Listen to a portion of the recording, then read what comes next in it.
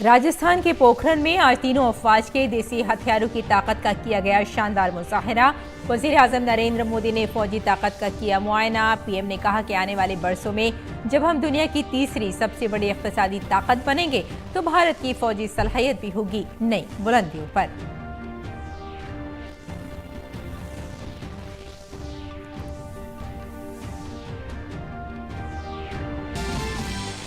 वजीर आजम नरेंद्र मोदी ने गुजरात को 1 लाख करोड़ रुपए से ज्यादा के तरक्याती प्रोजेक्टों का दिया तोहफा। अहमदाबाद में पीएम ने 85,000 करोड़ रुपए के रेलवे प्रोजेक्टों का किया इफ्तिताह और रखा संग बुनियाद।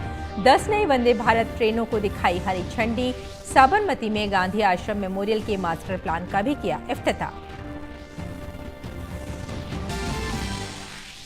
मरकजी वजीर दाखिला अमित शाह ने कहा कि कांग्रेस ने बाहर से आने वाले पनाह गुज़ीनों को शहरियत न देकर की है उनकी तौहीन। हैदराबाद में सोशल मीडिया वॉरियर्स मीट से खिताब करते हुए वजीर दाखिला ने कहा कि सीएए के निफाज के बाद उन्हें मिलेगा इंसाफ। मॉरिशस दौरे पर सदर जमहूरिया Droupadi Murmu. University of Mauritius की तरफ से सदर जमहूरिया को तफवीज की गई डॉक्टर ऑफ सिविल लॉ की एजाजी डिग्री।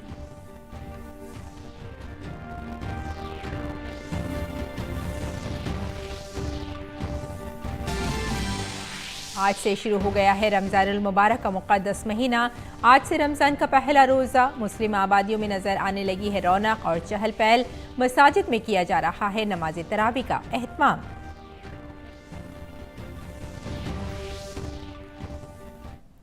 आदाब नाज़रीन, खबरनामे में आपका इस्तकबाल है। मैं हूं आपके साथ रेशमा फारूकी। हरियाणा में मनोहर लाल खट्टर के इस्तीफे के बाद बीजेपी के रियासती सदर नायब सिंह सैनी हरियाणा के नए वजीर आला बन गए हैं। रियासती गवर्नर ने उन्हें ओहदा और राजदारी का हलफ दिलाया है। इससे कबल उन्हें रियासत में कानून साज पार्टी का लीडर मुंतखब किया गया है। नायब सिंह सैनी ने गवर्नर से मुलाकात करके हुकूमत बनाने का दावा पेश किया था।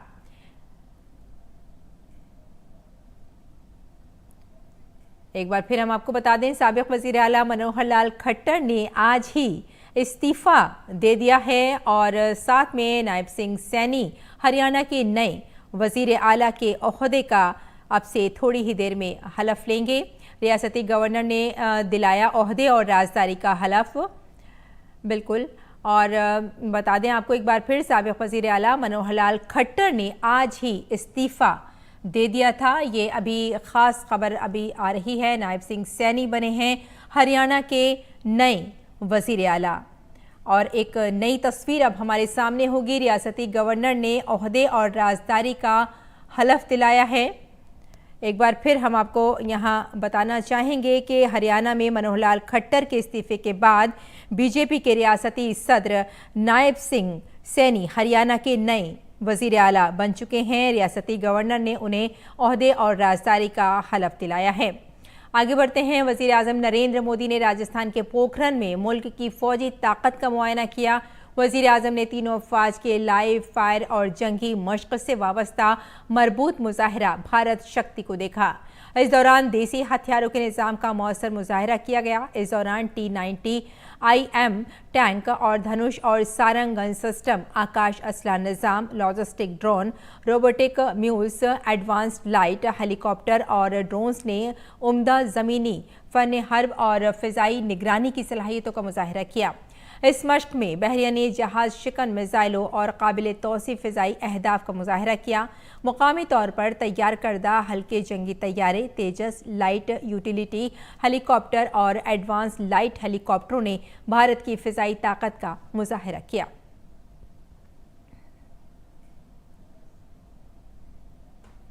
में ये गर्जना, जमीन पर ये जांबाजी, चारों दिशाओं में गूंजता है विजय घोष। ये नए भारत का आह्वान है। भारत शक्ति का ये उत्सव शौर्य की भूमि राजस्थान में हो रहा है, लेकिन इसकी गूंज सिर्फ भारत में ही नहीं, पूरी दुनिया में सुनाई दे रही है। हथियार और गोला बारूद, संचार उपकरण, साइबर और स्पेस तक हम मेड इन इंडिया की उड़ान अनुभव कर रहे हैं। यही तो भारत शक्ति है। वज़ीर-ए-आज़म नरेंद्र मोदी ने आज अहमदाबाद में 1 लाख करोड़ रुपए से ज्यादा के तरक्याती प्रोजेक्टों का तोहफा दिया। इनमें 85,000 करोड़ रुपए के रेलवे प्रोजेक्ट शामिल हैं। वज़ीर-ए-आज़म ने फ्रेट कॉरिडोर के 2 नए हिस्से कौम के नाम वक्फ किए। ईस्टर्न DFC का न्यू खुर्जा से साहिनीवाल सेक्शन और अहमदाबाद के न्यू मकरपुरा से न्यू घोलोड सेक्शन और तेज माल बर्दारी की सहूलत फराहम करेगा। पीएम ने रेलवे वर्कशॉप्स, लोको शेड्स और साथ में लाइन्स, कोचिंग डिपो और फलटन बारामती नई line electric transmission system upgradation के काम का संग बुनियाद रखा।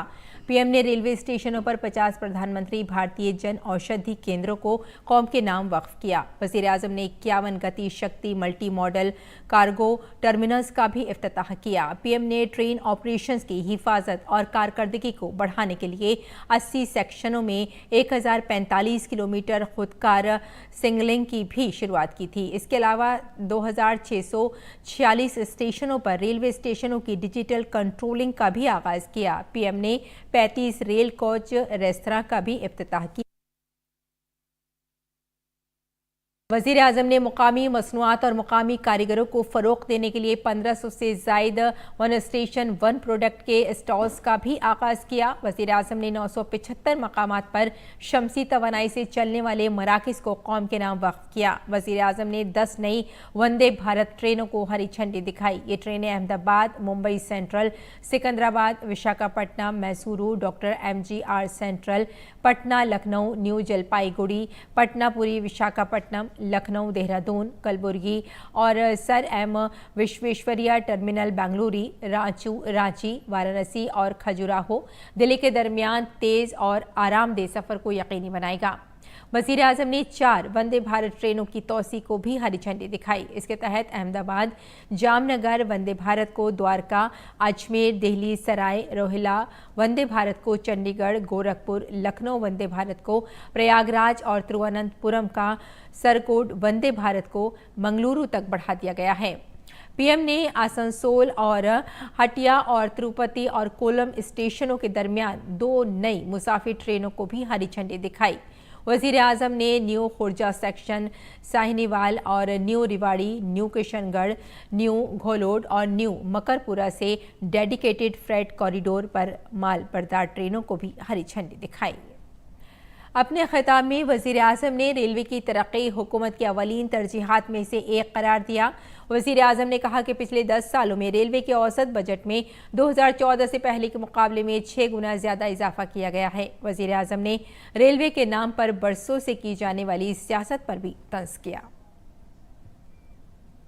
आजादी के बाद की सरकारों ने राजनीतिक स्वार्थ को जिस तरह प्राथमिकता दी और उसकी बहुत बड़ी शिकार भारतीय रेल रही है। आप पिछले 2014 के पहले के 25-30 रेल बजट देख लीजिए। रेल मंत्री देश की पार्लियामेंट में क्या बोलते थे? हमारी फलानी ट्रेन का वहां स्टॉपेज दे देंगे, वहां हम डिब्बे 6 है तो 8 कर देंगे। यानी रेलवे, और मैं देख रहा था पार्लियामेंट में भी धप धप तालियां बजती थी। यानी यही सोच रही थी कि स्टॉपेज मिला कि नहीं मिला, ट्रेन वहां तक आती है, मेरे स्टेशन तक आगे बढ़ी कि नहीं बढ़ी। देखिए 21वीं सदी में यही सोच रही होती तो देश का क्या होता। और मैंने पहला काम किया, रेल को अलग बजट से निकाल करके भारत सरकार के बजट में डाल दिया और उसके कारण आज भारत सरकार के बजट के पैसे रेलवे के विकास के लिए लगने लगे। वज़ीर-ए-आज़म ने कहा कि रेलवे का कायाकल्प भी विकसित भारत की गारंटी है। वज़ीर-ए-आज़म ने भारतीय रेलवे में अहम इस्लाहात का जिक्र किया। पीएम ने कहा कि जदीदकारी से 21वीं सदी में भारतीय रेलवे की तस्वीर बदल रही है। वज़ीर-ए-आज़म ने मुल्क में होने वाले तरक्याती कामों को हुकूमत बनाने का नहीं बल्कि मुल्क की तामीर का मिशन करार दिया। रेलवे का ये कायाकल्प नए निवेश और निवेश से नए रोजगार की भी गारंटी दे रहा है। साथियों, हमारे इन प्रयासों को कुछ लोग चुनावी चश्मे से देखने की कोशिश करते हैं। हमारे लिए ये विकास कार्य सरकार बनाने के लिए नहीं, ये विकास कार्य सिर्फ और सिर्फ देश बनाने का मिशन है। पहले की पीढ़ियों ने जो कुछ भुगता वो हमारे नौजवानों और उनके बच्चों को नहीं भुगतना पड़ेगा, और ये मोदी की गारंटी है। वजीर-ए-आज़म नरेंद्र मोदी ने आज अहमदाबाद में 1 लाख करोड़ रुपए से ज्यादा के तरक्याती प्रोजेक्टों का तोहफा दिया। इनमें 85,000 करोड़ रुपए के रेलवे प्रोजेक्ट भी शामिल हैं। इस मौके पर रेलवे के वजीर अश्वनी वैष्णव ने कहा कि वजीर-ए-आज़म नरेंद्र मोदी ने 2014 में जिम्मेदारी संभालते ही फ्रेट कॉरिडोर पर तवज्जो दी और यही वजह है कि 2014 से 2024 के दरमियान वजीर-ए-आज़म नरेंद्र मोदी ने 2500 किलोमीटर फ्रेट कॉरिडोर बनवाया। 2014 में प्रधानमंत्री श्री नरेंद्र मोदी जी ने देश की जिम्मेदारी संभाली। देश की जिम्मेदारी संभालते ही फ्रेट कॉरिडोर पर फोकस किया, काम में तेजी आई और देखते ही देखते ये प्रोजेक्ट जमीन पर दिखने लगा। 2014 से 2024 के इन 10 वर्षों में प्रधानमंत्री श्री नरेंद्र मोदी जी ने 2500 किलोमीटर का फ्रेट कॉरिडोर बनाया। फर्क साफ है, 2004 से 2014 0 किलोमीटर, 0 किलोमीटर, 2014 से 2024 2500 किलोमीटर से ज्यादा। आज प्रतिदिन 300 से अधिक गाड़ियां इस फ्रेट कॉरिडोर पे चल रही है और उसका लाभ पूरे देश को मिल रहा है।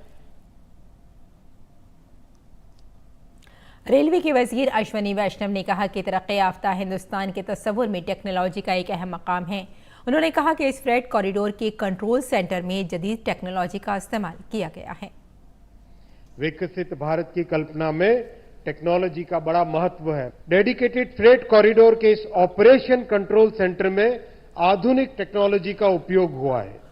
भविष्य की रेलवे की झलक इस फ्रेट कॉरिडोर के कंट्रोल सेंटर में दिखाई देती है। इस एक अकेले कंट्रोल सेंटर से 1500 किलोमीटर के फ्रेट कॉरिडोर को एक ही जगह से संचालित किया जाएगा। एक एक इलेक्ट्रिकल पोल, एक एक सिग्नल, एक एक ट्रैक की पॉइंट मशीन, सभी की व्यवस्था, सभी का कंट्रोल इस एक फ्रेट कंट्रोल से होता है। और वजीर-ए-आज़म नरेंद्र मोदी ने साबरमती आश्रम का दौरा किया। पीएम ने वहां पहुंचकर बाबा कौम महात्मा गांधी को खराज अक़ीदत पेश किया। बापू को खराज अक़ीदत पेश करने के बाद वजीर-ए-आज़म ने आश्रम के तौसीई प्रोजेक्ट से मुताल्लिक़ नुमाइश का दौरा किया। वजीर-ए-आज़म ने एक्शन प्लान से मुताल्लिक़ तफसीलात दरियाफ्त की। वजीर-ए-आज़म ने आश्रम में पौधा भी लगाया।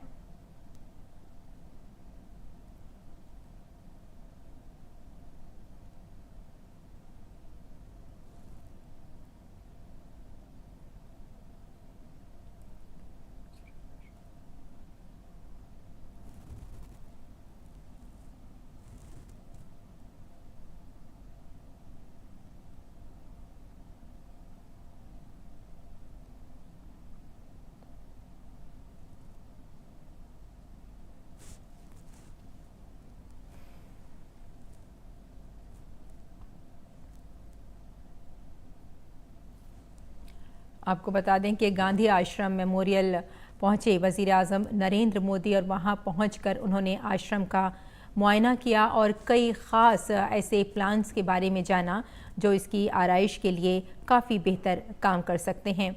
और साथ ही आपको हम यहाँ ये भी बताते चलें कि जो मुल्क अपने विरसे की कद्र नहीं करता वो अपने मुस्तक़बिल में किस तरह से किसी चीज़ की कद्र कर सकता है। वज़ीर-ए-आज़म नरेंद्र मोदी ने ये बात कही। गांधी आश्रम मेमोरियल के मास्टर प्लान का भी उन्होंने मुआयना किया। और वज़ीर-ए-आज़म ने गांधी आश्रम मेमोरियल के मास्टर प्लान का आगाज़ किया। इसके तहत आश्रम के मौजूदा 5 एकड़ रकबे को 55 एकड़ तक बढ़ा दिया जाएगा। इसके अलावा गांधी जी की रिहाइशगाह, हृदय कुंज समेत 20 इमारतों को महफूज किया जाएगा। 13 इमारतों की तज़ीनो आराइश और 3 इमारतों की बाजियाबी की जाएगी। ये प्रोजेक्ट मौजूदा और आने वाली नस्लों के लिए महात्मा गांधी की तालीमात की अक्कासी करने में मदद करेगा। मास्टर प्लान में लाइब्रेरी और आर्काइव्स का भी क़याम शामिल है। इसके अलावा इंटरप्रिटेशन सेंटर की तामीर भी इस मंसूबे का हिस्सा है। वज़ीर आज़म ने दोबारा तैयारशुदा कोचरब आश्रम का भी इफ्तिताह किया। ये पहला आश्रम था जो महात्मा गांधी ने 1915 में जनूबी अफ्रीका से भारत आने के बाद कायम किया था। गुजरात विद्यापीठ के जरिए इसे एक यादगार और सियाती मुकाम के तौर पर महफूज किया गया है। अपने खिताब में वज़ीर आज़म ने कहा कि बापू ने सदियों की गुलामी की वजह से मायूसी का शिकार मुल्क को उम्मीद और यकीन से भर दिया। पीएम ने कहा कि महात्मा गांधी का विजन हमारे मुल्क के रोशन मुस्तकबिल के लिए एक वाज़ेह समत दिखाता है। वज़ीर आज़म ने कहा कि आज़ादी के बाद जो हुकूमतें रहीं उनके पास मुल्क के विरसे को बचाने की न सोच थी और न ही सियासी अज़्म।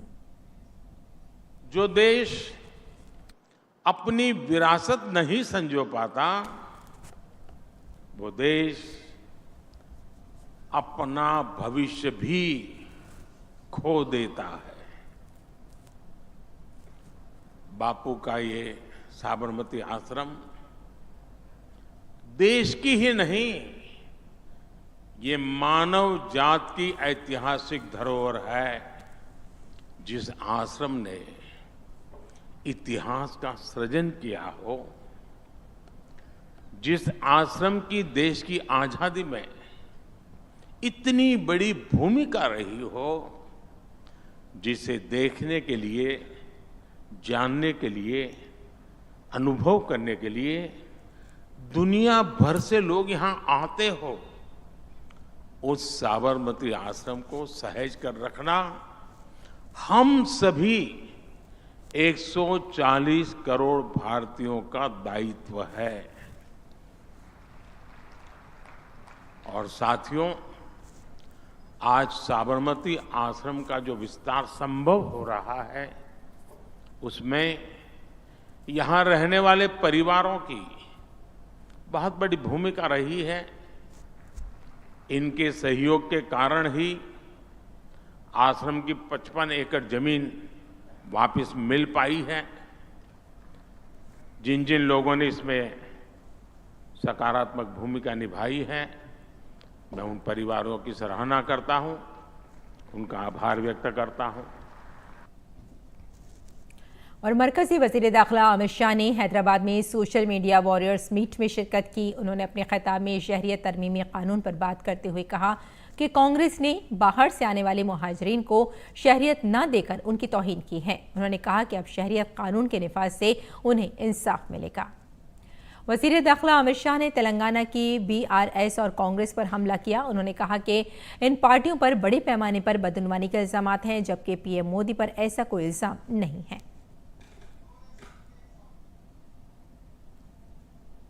ये 10 साल के अंदर नरेंद्र मोदी जी ने देश को राजनीतिक स्थिरता देने का काम किया है। आया गया राम की पॉलिटिक्स को समाप्त कर एक छत्र नेतृत्व में पूर्ण बहुमत वाली 10 साल तक सरकार नरेंद्र मोदी जी ने चलाई है।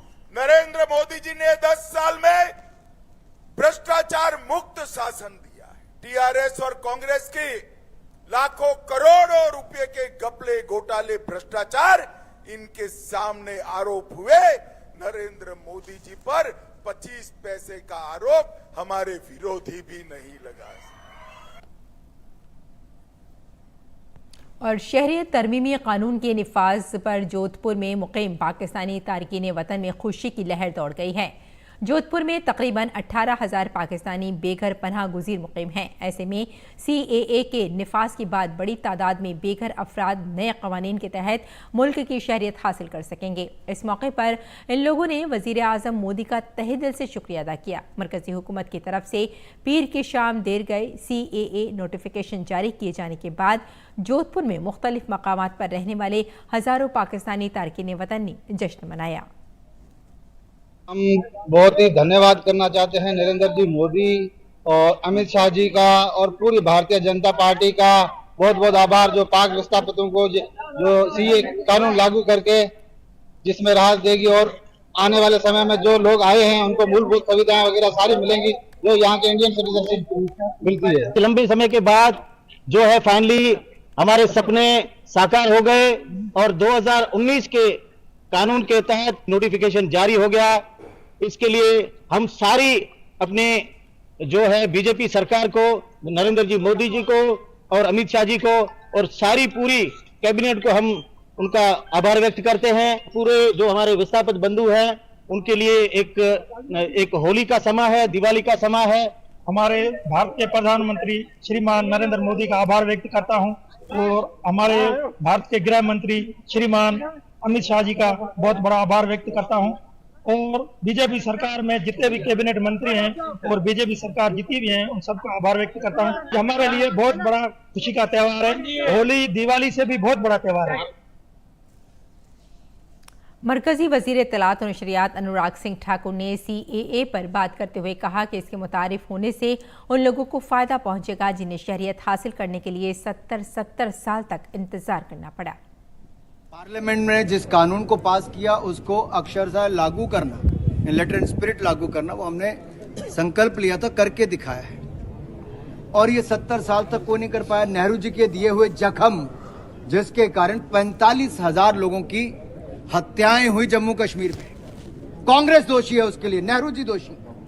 उसको सुधारने का काम नरेंद्र मोदी जी की सरकार ने किया। आज कश्मीर में देखिए जी क्या जागरूकता लोगों में आई है, क्या समृद्धि संपन्नता आई, खुशहाली आ रही है। CAA के आने से उन लोगों के जीवन में बदलाव आएगा जिनको नागरिकता लेने के लिए 70 साल इंतजार करना पड़ा। CAA के सरकारी नोटिफिकेशन के बाद हुकूमत ने शहरियत की दरख्वास्त के लिए एक online portal India citizenship online.nic.in शुरू किया है और जल्द ही एक मोबाइल ऐप भी शुरू किया जाएगा। मरकजी वजारत दाखिला ने सोशल मीडिया प्लेटफॉर्म X पर कहा है, शहरियत तरमीमी रूल्स 2024 को CAA 2019 के तहत नोटिफाई किया गया है। CAA 2019 के तहत अहल अफराद के लिए एक नया पोर्टल इंडियन सिटीजनशिप online.nic.in शुरू किया गया है। आप पोर्टल पर शहरियत के लिए दरख्वास्त दे सकते हैं। मोबाइल ऐप के जरिए दरख्वास्त की सहूलत के लिए जल्द ही एक मोबाइल ऐप CAA 2019 भी लॉन्च किया जाएगा। सुप्रीम कोर्ट ने किसानों की तहरीक की वजह से हाईवे बंद होने के खिलाफ दायर दरख्वास्त पर समाअत करने से इनकार कर दिया। अदालत ने दरख्वास्त गुजार को हाई कोर्ट जाने को कहा। जस्टिस सूर्यकांत की सरबराही वाली बेंच ने कहा कि हाई कोर्ट पहले ही पूरे मामले की समाअत कर रही है। एक ही मसले को दो जगहों पर समाअत नहीं हो सकती। दरख्वास्त में किसानों को फौरी तौर पर सड़कों से हटाने और रास्ता रोकने वालों के खिलाफ कार्रवाई का मुतालबा किया गया था। हिमाचल कांग्रेस के 6 बागी अरकान असेंबली को नाअहल करार देने के स्पीकर के फैसले के खिलाफ दायर दरख्वास्त पर सुप्रीम कोर्ट में आज होने वाली समाअत मुलतवी कर दी गई। अब मामले की अगली समाअत 18 मार्च को होगी। आज सुप्रीम कोर्ट ने हिमाचल कांग्रेस के 6 बागी अरकान असेंबली से पूछा है कि वो पहले हाई कोर्ट क्यों नहीं गए थे। इन अरकान असेंबली ने उन्हें नाअहल करार देने के स्पीकर के फैसले के खिलाफ सुप्रीम कोर्ट में अर्जी दायर की थी। बागी अरकान असेंबली में राजेंद्र राणा, सुधीर शर्मा, चैतन्य शर्मा, रवि ठाकुर, इंद्रदत्त लखनपाल और देवेंद्र कुमार शामिल हैं। गुज़िश्ता माह हिमाचल असेंबली में बजट इजलास के दौरान तमाम अरकान असेंबली को अपनी पार्टी के व्हिप को न मानने पर नाअहल करार दिया गया था। मुल्क भर में रमज़ानुल मुबारक का आगाज़ हो गया है। पीर की शाम चांद नजर आने के बाद से ही मुस्लिम आबादियों में रौनक और चहल पहल नजर आने लगी। मस्जिदों में नमाज तरावी का एहतमाम किया गया। सहरी खाने के बाद मुसलमानों ने आज पहला रोज़ा रखा।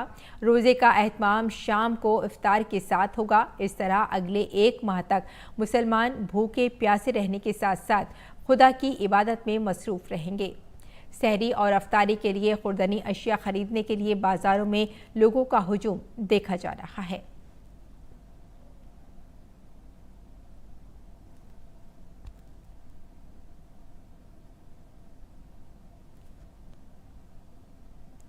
तो नाज़रीन, खबरनामे में फिलहाल इतना ही। इजाज़त दें। आदाब।